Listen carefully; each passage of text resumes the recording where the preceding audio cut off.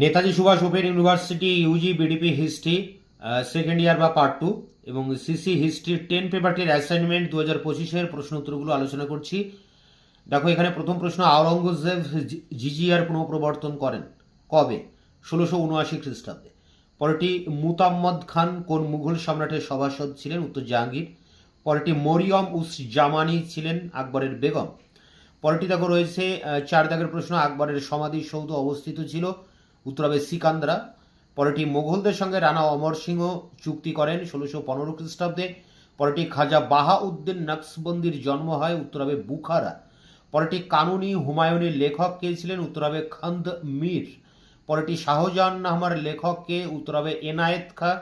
পরেরটি, নাদির শাহের বিরুদ্ধে মুঘলরা যুদ্ধ করে? উত্তর হবে কার্নালে। এবং শেষ প্রশ্ন, প্রথম বাজিরাও পেশোয়া পদে বৃত হন 1720 খ্রিস্টাব্দে। তো এই ছিল তোমাদের সিসি 10 পেপারের প্রথম সেট কোশ্চেন অ্যান্সার। তোমরা পরীক্ষা দেওয়ার সময় যদি কোনো প্রশ্ন কমন না আসে তাহলে তোমরা গুগল থেকে সার্চ করে অ্যান্সার জেনে তারপরে পরীক্ষা দেবে।